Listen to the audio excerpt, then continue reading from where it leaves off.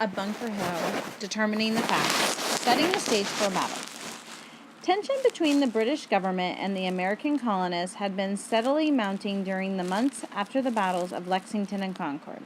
The British sent 3 important major generals, John Burgoyne, William Howe, and Henry Clinton, to help Royal Governor Thomas Gage deal with the increasingly rebellious colonists in New England. American militiamen established encampments along the Mystic and Charles Rivers and in nearby Roxbury. Early in the evening of June 16, 1775, about 800 Massachusetts and 200 Connecticut troops assembled and marched in review on Cambridge Common past Patriot Commander Colonel William Prescott of Massachusetts. The only man wearing a uniform at this mustering of troops was Colonel Prescott. He was also the only one who knew that the farmers and artisans turned soldiers would soon be preparing for battle against the British.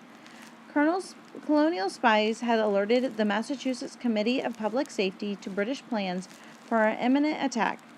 General Artemas Ward and the commander of the American forces gathered around Boston ordered Prescott and his men to provoke an attack, hoping that surprise would allow the Patriots to outmaneuver the British. Ward and Prescott decided that the best place for this gambit was Bunker Hill, on the Charlestown Peninsula. The soldiers themselves knew nothing of this plan. They were told to be prepared to congregate on Cambridge Common and to be armed. Most carried muskets with the ammunition in pouches slung crossways over their vests. They wore jackets or long coats and low-wheeled shoes with buckles. Only the very rich could afford to wear more practical boots. After the troops had passed in review, they took part in a prayer and then were told that under cover of darkness they would march to prepare for battle.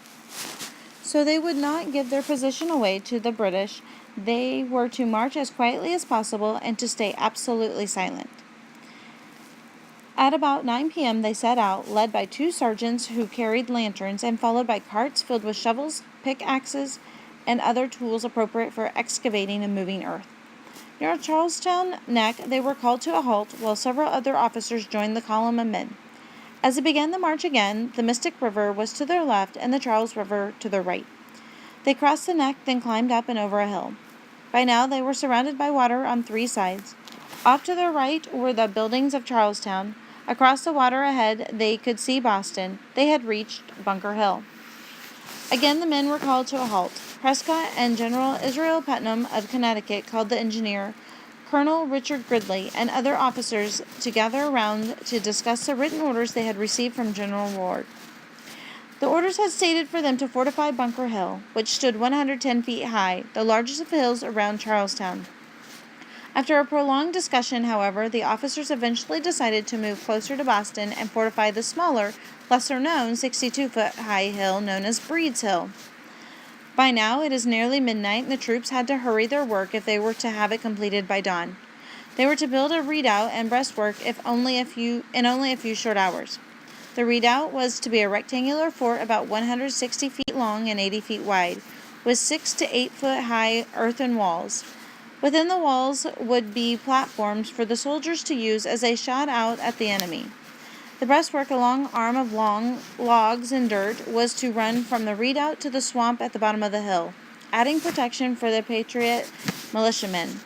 They dug the redoubt's foundation, using the excavated dirt for the redoubt's walls.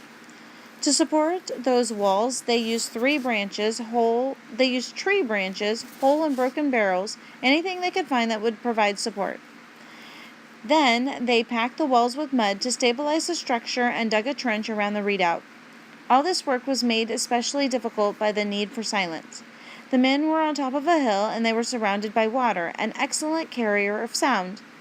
Some troops were sent to patrol the shore, watching for indicators that sailors aboard the British warships had heard them and raised an alarm. Some of the men were sent to Charlestown to keep watch on the shoreline of Boston.